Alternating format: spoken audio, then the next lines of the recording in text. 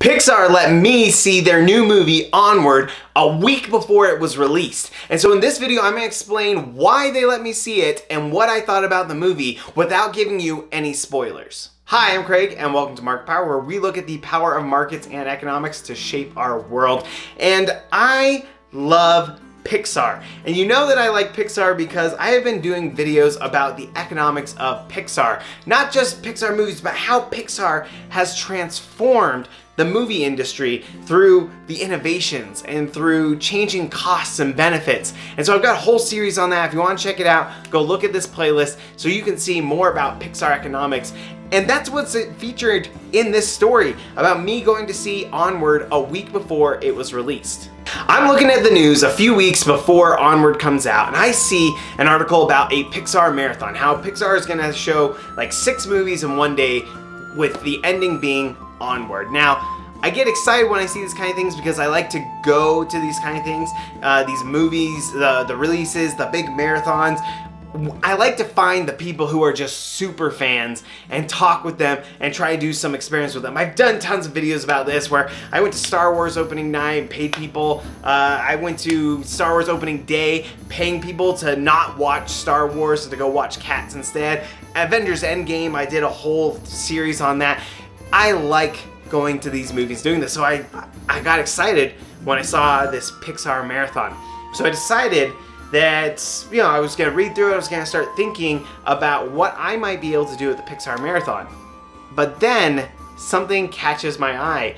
I realized that it's advertising advanced screenings. This marathon is coming a week before Onward actually comes out. And as I look through, it's not just the marathon. You can go see just Onward a week before it hits theaters in some theaters in Utah. And I'm just like, I always want to go to these kind of things. I want to be the kind of person that goes and sees these movies before they come out. I used to work in a movie theater in high school, and that was one of the fun perks, was the week a movie would come out, we would build it and then we'd have to screen it. And so I would get to see some of these movies before any of my friends, and I'd get to say that I had already seen that big movie that they were all waiting for.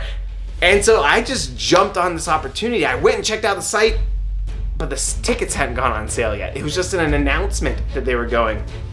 And so I had no idea when these tickets were gonna go on sale.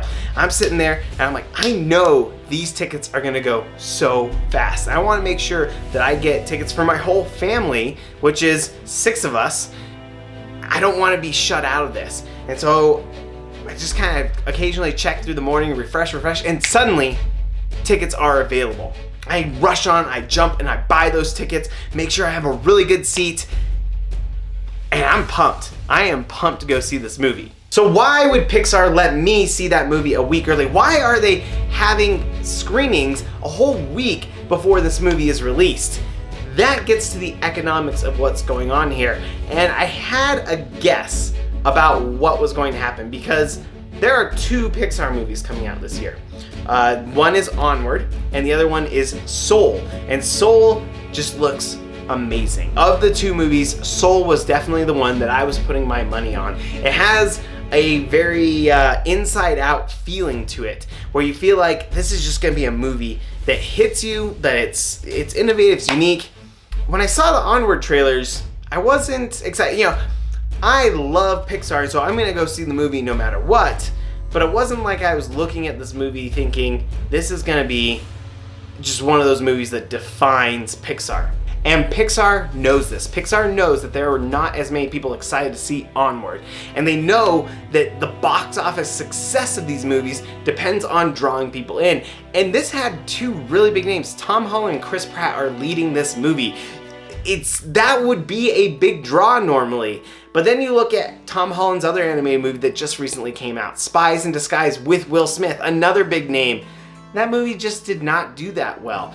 So Pixar is a little worried about how this movie is going to do. And so they know that the way to get this movie to succeed is to generate word of mouth.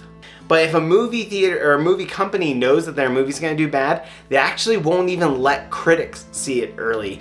And that's not always the case. Sometimes they want to preserve spoilers, but usually it's a sign that this is not going to be a good movie. And so Pixar is doing something really big here by sending out the signal. Like, we think this movie is so good that we are going to let people see it a week early, and we know that that's not going to ruin our box office. We know that people will still want to see it if they hear others talk about it. In fact, they'll want to see it more.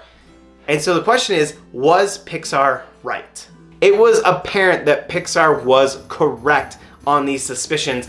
When we got to the theater, they had changed which theater they were screening this in, and it was a smaller theater. Like, I even took pictures of the two theaters so that way you could see they sold out this theater, but obviously they couldn't sell out the bigger theater, and so this was a concern about how Onward was going to do. I will say I loved the movie. We went, I have 4 kids ranging in ages from 8 to 3, and we had a blast. Before the movie ended, we're in the climax scene, my 8-year-old son sitting next to me, he says, "Dad, we have to get this movie when it comes out." I'm like, we are watching the movie right now. Don't worry about that. Let's keep watching this movie. Did you like the movie? Yeah. Yeah. Did you like it?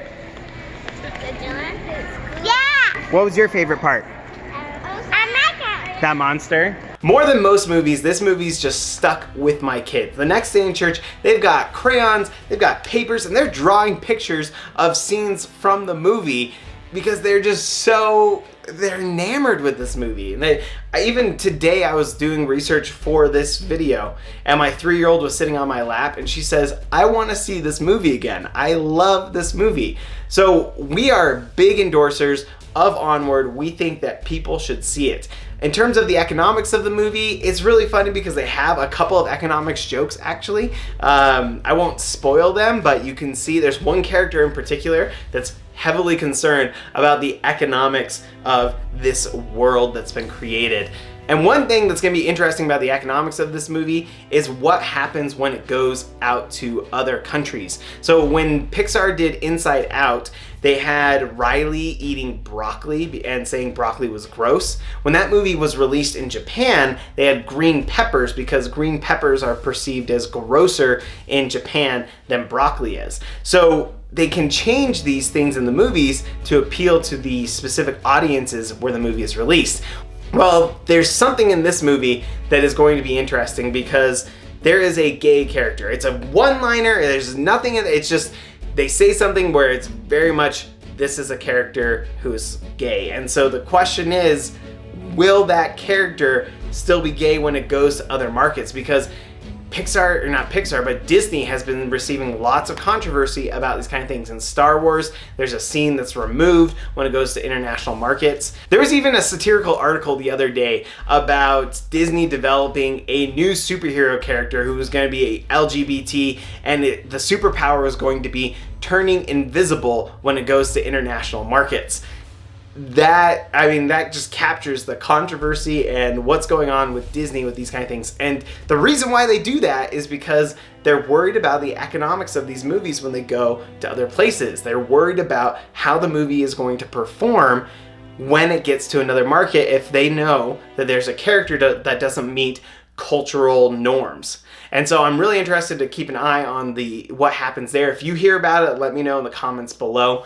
But if you love Pixar, you're gonna love my videos on the economics of Pixar and how it changed the movie industry. And if you love economics, if you want to join this community of people who are interested and excited about economics, go ahead and check these other videos and subscribe to the channel. We'll see you in the next one.